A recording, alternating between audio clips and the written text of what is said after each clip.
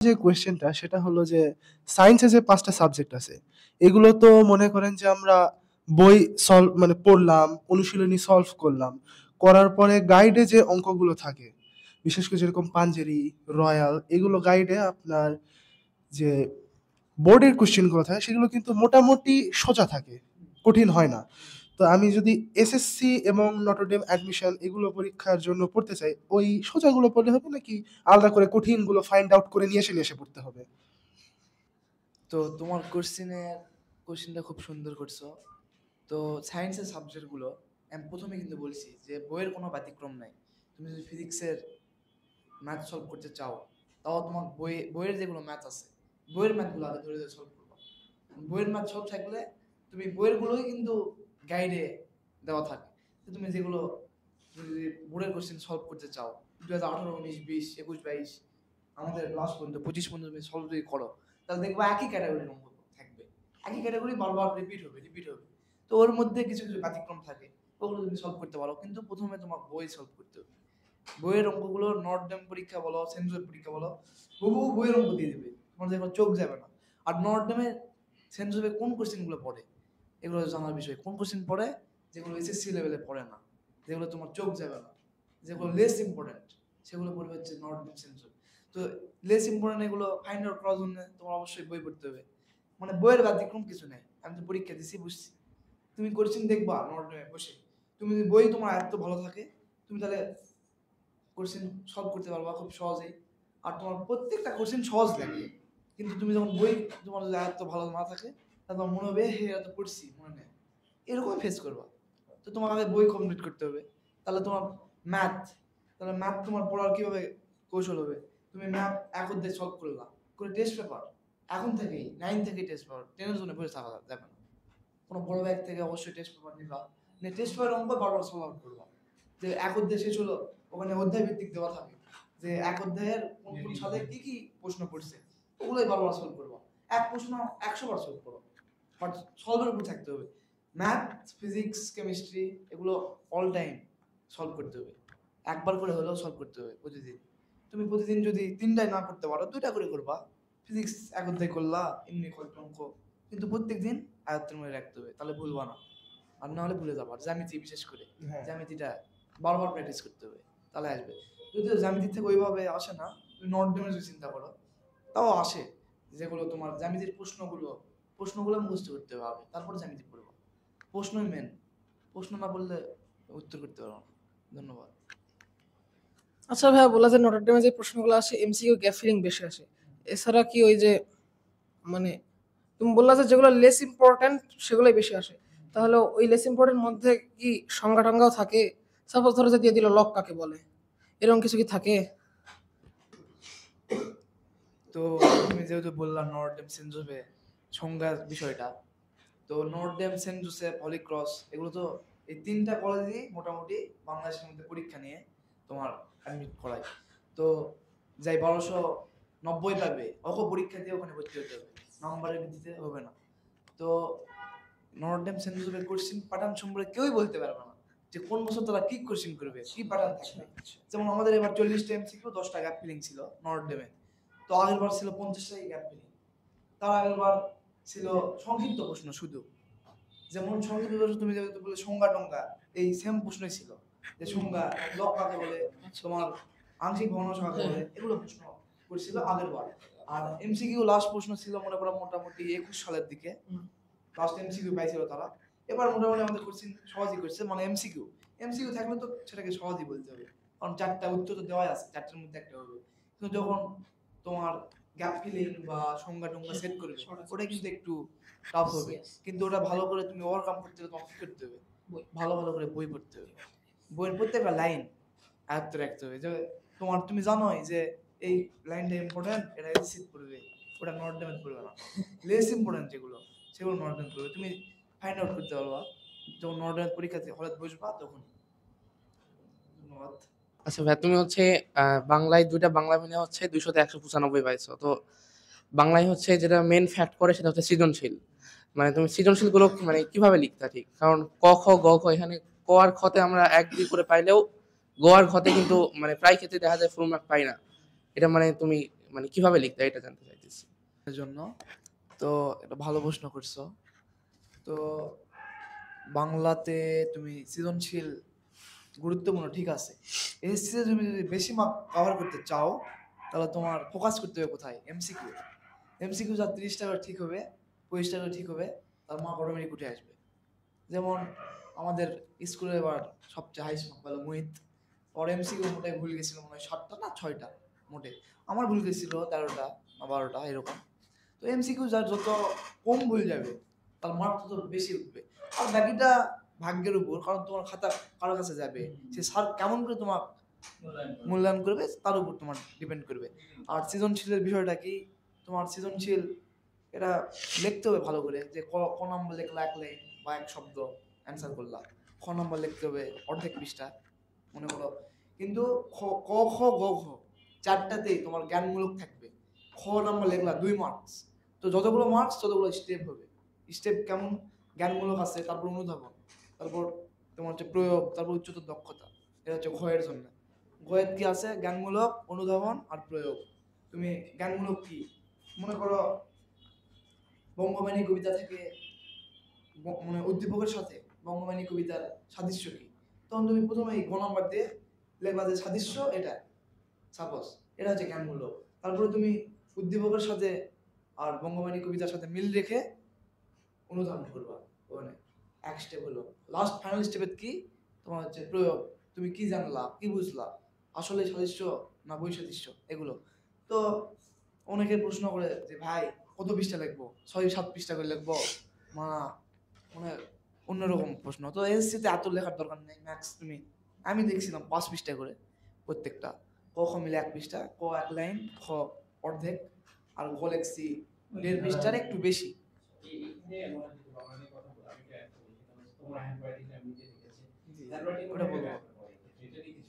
জি, সেটা বলবো অবশ্যই। তারপরে ঘ নাম্বারটা 4 স্টেপে করবা, জ্ঞানমূলক, অনুধাবন, প্রয়োগ, উচ্চ দক্ষতা, 2 পৃষ্ঠার মধ্যে। ম্যাক্স তুমি 4 পৃষ্ঠা 5 পৃষ্ঠা লিখবা। তো এখন তুমি চাইলে বাড়ায় লিখতে পারো, কমায় লিখতে পারো, সমস্যা নেই। সার্বিক ভাইয়ের নাম তো শুনছো হয়তো, 1270 পাইছিল আগের বার। তো ভাইয়ের সাথে আমি দেখা করছি, কথা বলছি। বাংলা পাইছিল 197, দুটা মিলে। তো সার্বিক ভাই, আমি শুনছিলাম ভাই কত পৃষ্ঠা করে লিখছেন। আমাদের মধ্যেও তো তোমাদের মধ্যে তখন কৌতূহল জাগতো যে হয়তো 6 পৃষ্ঠা না 7 পৃষ্ঠা করে লিখছে, না তো মার্ক পেলো কেমন করে। ভাই লিখছে সর্বোচ্চ, ভাই লিখছে 4.5 পৃষ্ঠা, 4.5 পৃষ্ঠা করে লিখছে। আমাকে বলছি যে আর হাতের লেখা, হাতের লেখা তোমার মার্ক নিজেই নিয়ে এসে দেবে। হাতের লেখা যত বেশি সুন্দর তার মার্ক তত বেশি। এটা তোমার মানতেই হবে, মানতেই হবে, মানতে হবে। কারণ আমাদের ক্লাসের এসএসসি যদিও কোনো ফ্যাক্ট না আসলে, তোমার যার সাথে সার্টিফিকেট যদিও গুরুত্বপূর্ণ, কিন্তু তোমার এসএসসি এইচএসসি এগুলো ভাগ্যের উপরই বেশি ডিপেন্ড করে আমি ভাবি। কারণ তোমার ফিজিক্স, কেমিস্ট্রি, ম্যাথ এগুলো তো মার্ক কোনো ডিফারেন্স হবে না, তো হবে তোমার বাংলা, তোমার ধর্ম, সমাজ এগুলোতে। তো এখন ভাগ্য, আমি সমাজ 100 পাইছি, এমসিকিউ প্রথমে তোমার এমসিকিউ ঠিক করতে হবে। সব এমসিকিউ তুমি কারেক্ট করছো সেটা তোমার নিজেকেই ইনশিওর হতে হবে যে আমি সব ঠিক করেছি। এমসিকিউ ঠিক হওয়ার পর তোমার ভাগ্যে লেখা ভালো করবা, লেখা ভালো করে, লেখা ভালো হওয়ার না হলেও অনেকে জানে না যে কেমন করে লিখলে ইয়া করে। তো তুমি যদি স্টেপ স্টেপ করে লেখো, তোমার লেখা দেখতেই সুন্দর লাগবে, তোমার লেখা ভালো হওয়া লাগবে না, তোমার খাতা দেখেই সুন্দর হবে, ভালো লাগবে না, ছেলেরা জানে ভালো, অটোমেটিক মার্ক পাবা। আমাদের মধ্যেও অনেক ছাত্ররা, মানে অনেক আমার বন্ধু আছে অনেক মেধাবী, লেখাটা একটু খারাপ, এই জন্য ওরা একটু কম মার্ক পাইছে। তাই বলে ওরা খারাপ ছাত্র না, ওদের অনেক মেধা, লেখাটা একটু ফ্যাক্ট করে। আর তো যেগুলো নিয়ম বললাম সৃজনশীল আর এমসিকিউ, এসি বেশি মার্ক পাওয়ার পূর্ব শর্ত, এমসিকিউ ঠিক করলেই ওকে। ধন্যবাদ। আচ্ছা ভাইয়া, হচ্ছে বাংলা ধরেন যে মানে আমরা সৃজনশীল লিখি, যেমন হচ্ছে জ্ঞানমূলক, অনুধাবন, প্রয়োগ, উচ্চ দক্ষতা, কিন্তু সহপাঠীর ক্ষেত্রে 3 মার্ক আর 7 মার্ক, এক্ষেত্রে কোনো ভাগ, মানে যেমন যে জ্ঞানমূলক, অনুধাবনের ভাগ করে লিখতাম ওই ক্ষেত্রে, কিন্তু সহপাঠীর ক্ষেত্রে কি কিভাবে লিখতেন সেটা একটু যদি বলতেন। ভাইয়াদের সহপাঠ ছিল না, ভাইয়াদের সহপাঠ ছিল না, ভাইয়াদের সহপাঠ ছিল না? তোমাদের 7টা সিজন ছিল না? হ্যাঁ, ভাইয়াদের ওটা ছিল না। এটা আমাদের নতুন। সবার মানে বই পিরা নামরা তো ওটা ছিল না, আমরা সব ছিল। তো হচ্ছে ধরেন যে আমার সমস্যা হচ্ছে জ্যামিতিতে, জ্যামিতিতে কিছু কিছু উপপাদ্য আছে, যেমন যে প্রমাণ করা মানে প্রমাণ করার ক্ষেত্রে চিত্র থেকে মানে ভাষাই বেশি। হুম। এখন এক্ষেত্রে মানে হচ্ছে কোথাও থেকে যে ভাষা দেওয়া আছে আবার কোথাও দেওয়া আছে অন্যভাবে প্রমাণ করা আছে। এক্ষেত্রে মানে কিভাবে কি করবো সেটা একটু যদি বলতেন। গণিতের ক্ষেত্রে জ্যামিতি খুবই গুরুত্বপূর্ণ। তো তুমি যেটা বললা যে কিভাবে করবো, তো তোমার তো টিউটর আছে বা কোনো স্যারের কাছে পড়ো, তো একটা জ্যামিতিকে অনেকভাবে তুমি প্রমাণ করতে পারবা, অনেকভাবে তুমি সহজে 3 লাইনেও প্রমাণ করতে পারবা, আবার 2 পৃষ্ঠাও প্রমাণ করতে পারবা। তোমার এখন সেই স্যার, মানে আমরা যে স্যারের কাছে পড়ছি সেই স্যাররা খুব সহজভাবেই করে দিত। আমরা ওটা বারবার প্র্যাকটিস করতাম। জ্যামিতি এমন একটা জিনিস, তুমি যদি বারবার প্র্যাকটিস না করো জীবনে মনে থাকবে না। তুমি এমনকি আজকে করলা, 7 দিন করলা না, পরে যায় ওই দিন ভুলে যাবা জ্যামিতিটা। জ্যামিতি তোমার ফুল আয়ত্ত রাখার জন্য প্র্যাকটিস করতে হবে। প্রত্যেকদিন প্র্যাকটিস, মানে প্রতিদিন মানে মাঝে মাঝে প্র্যাকটিস করতে হবে। জ্যামিতি এক অঙ্ক, অনেকে এক অঙ্ক 2-3 বার করে পাওয়া হয়ে গেছে আমার। তো তোমরা এটা ভালো বুঝতে পারবা যে যারা বুয়েটে, যে ভাইয়েরা বুয়েটে মেডিকেলে চান্স পায়, বুয়েটে বিশেষ করে বুয়েট, রুয়েট, কুয়েট, তো তারা এক অঙ্ক 20 বার 30 বার করে প্র্যাকটিস করে। তোমরা এক অধ্যায় শেষ করবা একবার 2 বার না, 10 বারের বেশি শেষ করবা। এক অধ্যায় শেষ হলো, টেস্ট পেপার অঙ্ক সলভ করলা, 2 অধ্যায় শেষ হলো, সলভ করবা, পুরো বই শেষ হয়ে গেল, আবার শুরু করবা ফার্স্ট থেকে, আবার ওই টেস্ট পেপার ওগুলো অঙ্ক হয়, টেস্ট পেপার অঙ্ক করবা, অন্য গাইডের বিভিন্ন অঙ্ক, একই অঙ্কই দেওয়া থাকবে, একই ক্যাটাগরি। একটু বলি, ও প্রশ্নটা যেটা করছে আমি একটু বুঝতে পারি। আমি হচ্ছে তো দুই ভাবে করা যায়, একটা বিবৃতিমূলক ভাবে আর গাণিতিক ব্যাখ্যা দিয়ে। হ্যাঁ। যেমন একটা মানে বলি যে বৃত্তের সংক্রান্তে, হ্যাঁ। স্পর্শকে, হ্যাঁ। স্পর্শকে জ্যামিতি কোন রাইটার বা কোন স্যার বুঝাইছে যে ব্যাখ্যা দিয়ে। হ্যাঁ। আবার কোন স্যার ওটা চিত্র থেকে চিত্রটা আলাদা করে দিয়ে গাণিতিক ভাবে, যে A B plus B C যেটা এইভাবে বলছে। আবার পাশাপাশি অন্য টিউটর বিবৃতি মানে কথা দিয়ে বুঝাচ্ছে। তো এর প্রশ্ন যে আমি গাণিতিক ভাবে যদি করি ছোট হলো, তাতে কি নাম্বার কম দিবে? জ্যামিতি আপনি যেটা বললেন হ্যাঁ। যে একটা বিবৃতি ভাবে বোঝা যাচ্ছে আর একটা হচ্ছে একই গাণিতিক ভাবে। দুই ভাবে করা যায়। হ্যাঁ। একটা গাণিতিক ভাবে যদি করে তাহলে শর্ট হবে। হ্যাঁ। এবং ছাত্ররা মানে বুঝতে অনেক তাড়াতাড়ি বুঝতে পারে। আবার ব্যাখ্যা দিয়ে কথা দিয়ে অনেক বড় হয়ে গেছে প্রমাণটা, বিশেষ করে অনুশীলনীটা। তো জ্যামিতির যেটা বললেন এটা কোনোভাবে মার্ক কাটা পড়বে না। জ্যামিতিতে যেভাবে সরকার নিয়মটা ঠিক থাকলে হবে। নিয়মটা ঠিক থাকলে হবে, প্লাস জ্যামিতি এমন একটা, এখানে কোনো আপনি প্রমাণ যদি করতে পারেন, যেভাবে হোক প্রমাণ যদি হয়, বিবৃতি ভাবে করেন আর গাণিতিক ভাবে করেন, তাহলে ডাইরেক্ট আপনার অ্যান্সার। এটাতে কোনো মানে মাথা ঘামানোর বিষয় না। এই বারবার হ্যাঁ, হ্যাঁ। ওই দেখছি যে সম্মানিত শিক্ষক খাতা কাটবেন, অবশ্যই উনি অনেক অভিজ্ঞতা রাখেন। তো শর্ট হিসাবে করলেও তিনি দেখবেন যে তার স্টেপগুলো ঠিক আছে কিনা, সে অযথা কিছু লিখছে কিনা। তার যদি সব সঠিক থাকে অবশ্যই 3 লাইনের প্রমাণ হয়তো জ্যামিতি, আবার আপনি 2 পৃষ্ঠা তো প্রমাণ করতে পারবেন। বেশি বড় লিখলেই বুঝতে হবে যে ভিতরে একটু সমস্যা। তো আপনি অল্পের মধ্যে যদি প্রমাণ করতে পারেন অবশ্যই ফুল মার্ক পাবেন, কোনো সমস্যা নেই। সেটাই কনফিউশন। হ্যাঁ, সমস্যা নেই। না, এটা জবাবটা ভাঙিছে, এটা ভালো কারণ এটা তো ভাইয়া মানে আরেকটা কোয়েশ্চেন যে মানে ম্যাথ যে পরীক্ষাটা হয়, ম্যাথ পরীক্ষাতে তো আপনার অন্য যে আইটেমগুলো থাকে জ্যামিতি ব্যতীত সেগুলোতে তো মার্ক কাটার অপশন নেই যদি ঠিক করা হয়, আর জ্যামিতিতে একমাত্র মার্ক কাটতে পারে। তো জ্যামিতিটা কি মানে বইয়ে এবং বইয়ের অনুশীলনীতে যে কয়টা থাকে সেগুলো পড়লে কি এসএসসি এবং নটরডেমের জন্য হয়ে যায়, নাকি আবার অতিরিক্ত করে কিছু পড়তে হয় আর কি? তোমাদের এসএসসি নর্ডেমের জন্য প্রথম প্রায়োরিটি বই। মানে এটা অনেকবার বললাম, বইয়ের উপর কিছু নেই। তোমার বইয়ের যেগুলো জ্যামিতি আছে সেম টু সেম এসএসসি ওইভাবে কোশ্চেন হবে, ওগুলোই তুলে দিবে এসএসসিতে।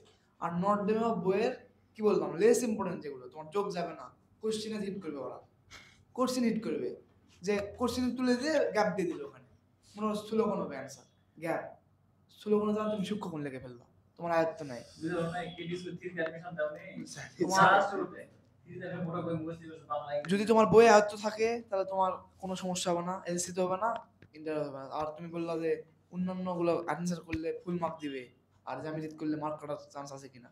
তো জ্যামিতি যদি তুমি ঠিক করতে পারো, প্রমাণিত মানে খুব সুন্দরভাবে প্রমাণিত করে দিলা, কোনো মার্ক কাটবে না, কারণ আমরা অধিকাংশ সবগুলো 100 পাইছি, এইভাবেই সমস্যা নেই। আর ধন্যবাদ। জ্যামিতিতে আপনার এবার আমি পরীক্ষা দিলাম স্কুলে পরীক্ষাতে আমি জ্যামিতির প্রমাণের ক্ষেত্রে সাইড নোট লিখি নাই, আমাকে মানে যিনি খাতা কাটছেন 4-এ 0 দিছে। তা আমি কি মানে সাইড নোট এটা কি ফ্যাক্ট করে, মানে এটার কি কোনো ব্যাপার আছে? তুমি যেটা বললা, প্রথমে বলবো যে স্কুলের পরীক্ষা এগুলোতে তোমার মার্ক কাটা পড়তেছে, আবার স্কুলের রেজাল্ট নিয়ে মাথা ঘামানোর কোনো প্রয়োজন নেই, এগুলো স্কুলের কোনো দামই নাই। সত্যি কথা যেটা, এরা কেউ বলে না আসলে, কিন্তু আসলে বাস্তবতা সত্যি এটা, যে স্কুলের কোনো দাম নাই। তো তুমি যেটা বললা যে সাইড নোট দিতে হবে কিনা, তুমি হ্যাঁ অবশ্যই, তুমি তো ফুল মার্কস চাও, 100 চাও না, নাকি 90 চাও? তুমি লেখলা একটা A+B সমান এটা হলো, তুমি সাইড নোট দিবা যে ত্রিভুজের দুই কোণের 180 ডিগ্রি, অবশ্যই সাইড নোট দিতে হবে। তোমার মার্ক 0 দিবে, এটা হয়তো স্যার দিছে, স্যার ভাবছে যে তুমি নেক্সট আরো যেন এগুলো ছোটখাটো ভুল না করো, সেই জন্য তুমি এখান থেকে শিক্ষা নাও, নিয়ে এসেছিতে অবশ্যই সেরাভাবে ইয়ে করবা। ধন্যবাদ। সৃজনশীল লেখার ক্ষেত্রে ওগুলোতে টাইম কভার করা কিন্তু খুবই ট্রিকি। আর ট্রিকি এবং সৃজনশীল লেখার ক্ষেত্রে মানে পেজ বা একটু বেশি বড় করে ব্যাখ্যা করে লেখা যে জিনিসটা, সেটা কি প্রায়োরিটি পায়, নাকি আপনার যে ভ্যালুটা দিচ্ছি আমি লেখার মাধ্যমে সেটাতে প্রায়োরিটি পায়? ভালো প্রশ্ন করছো। যে পেজ হিসাবে এসএসসির ক্ষেত্রে যদি বলি, তো তোমার পেজ হিসাবে ওরকম করে ভ্যালু পাবে না। আমি বললাম কি, তোমার স্টেপ থাকবে, তোমার লেখা দেখলে স্যার বুঝতে পারবে। তুমি সাপোজ 3 পৃষ্ঠা লেখলা সৃজনশীল, কিন্তু 3 পৃষ্ঠার মধ্যেও প্রত্যেকটার জন্য কয়ের জন্য 1 স্টেপ, কয়ের জন্য 2 স্টেপ, কয়ের জন্য 3 স্টেপ, কয়ের জন্য 4 স্টেপ। এবার তুমি যদি স্টেপ হিসাবে করো, তাহলে অটোমেটিক তোমার নাম্বার উঠে আসবে। তোমার ব্যাখ্যা করে তোমার মনে হতে পারে যে বেশি ব্যাখ্যা করলে মনে হয় বেশি মার্ক পাবো, এমন কিছু না। তুমি ওই আর এসএসসির ব্যাপার কি, এসএসসি তোমার সারা কাটবে খাতা, 300টা খাতা কাটবে, তোমার অত টাইম থাকবে না।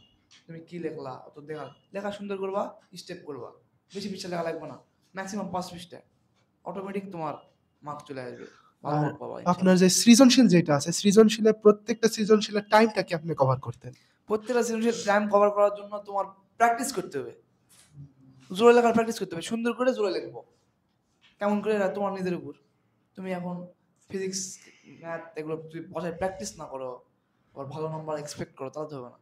তেমনি সৃজনশীল তুমি মনে করো, হ্যাঁ মনে আছে যে আমি 20 মিনিটে 6 পৃষ্ঠা করে লিখবো, একদিনও প্র্যাকটিস নাই, পরীক্ষা হলে যায় একটা লিখতে লাগে 40 মিনিট, তা তোমার হবে না। তো অটোমেটিক তুমি তোমার এক হাতে থাকবে যে 22 মিনিট, আমি 22 মিনিটের মধ্যে কভার করবো। আর প্রথমটা যদি 30 মিনিট লাগাও, তাহলে পরেরগুলো 20 মিনিট করে পাবা। তুমি প্রথমটায় কীভাবে ইউটিলাইজ করবা তোমার টাইম, তোমার হাতে সেটা প্র্যাকটিসের উপর ডিপেন্ড করবে। যত প্র্যাকটিস করবে তত হাত ফ্রি হবে।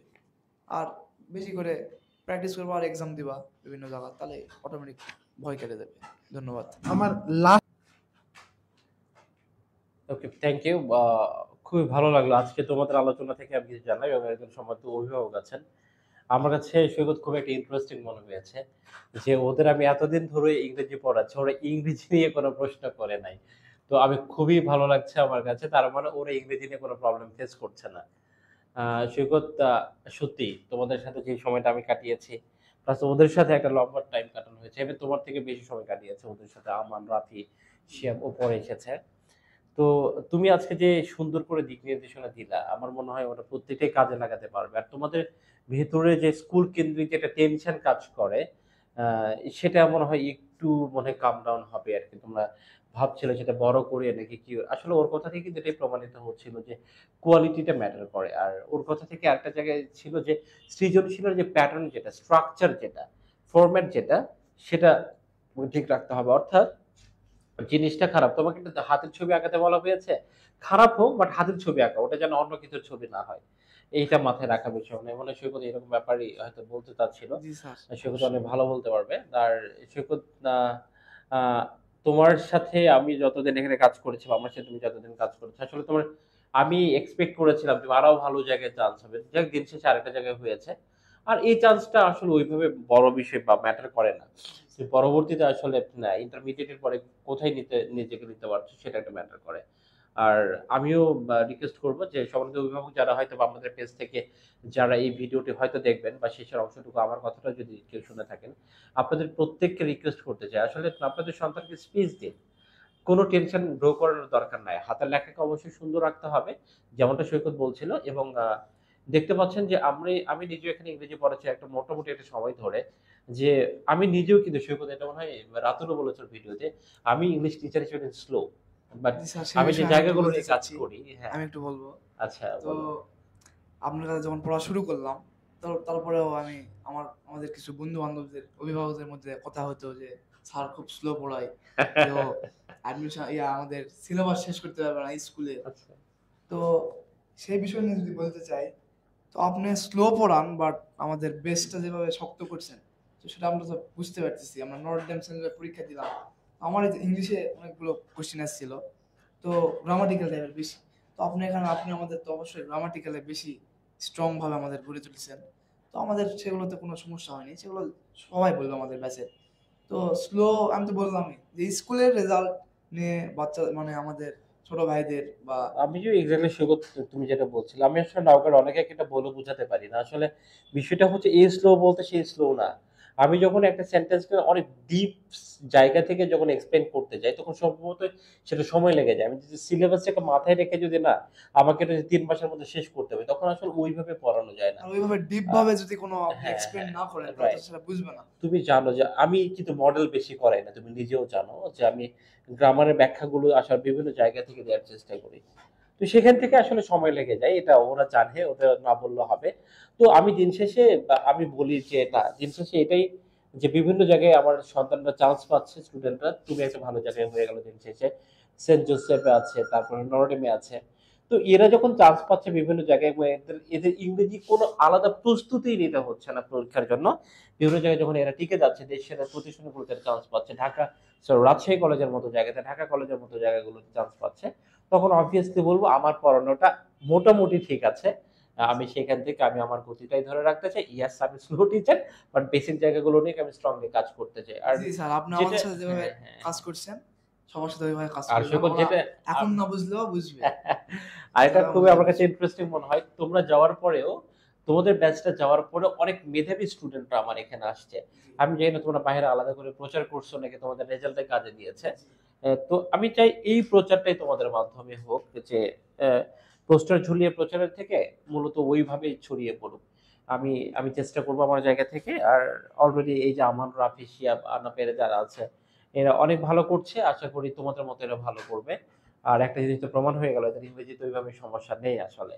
জি। তো তোমাদের সাথে যে জায়গাগুলো নিয়ে কাজ করা হয়নি, বাট এদের সাথে আরো অনেক কাজ করা হয়েছে, আশা করি এরা আরো ভালো করবে। প্রত্যেকের জন্য দোয়া করে দিও। তো অবশ্যই সবার জন্য দোয়া আর থাকবে। আর তোমার ফ্যামিলিকে আমার পক্ষ থেকে ধন্যবাদ, সৃষ্টিকর্তাকে ধন্যবাদ। আর যখন তুমি নওগাঁতে আসবে, বাকিদের যারা যারা আসবে আর কি নিয়ে আমার এখানে, ওদের সাথে অন্তত এইভাবে আজকে যেভাবে কথা বলে গেলে, সময় দিলে, তোমাকে ধন্যবাদ। মাঝে মধ্যে যখন ঢাকা থেকে ব্যাক করবো ওদের সাথে কথা জি বলে দিও, অবশ্যই আমার কথা সাথে বলবো। কথা বলো। আর আল্লাহ আপনাদের এই হাফেজ। বিষয়টা বললেন, একটা বিষয় বলতে চাই যে আমাদের ছোট ভাইয়েরা, আমি তো চাবো যে আমাদের ছোট ভাইয়েরা সঠিক জায়গায় যায়।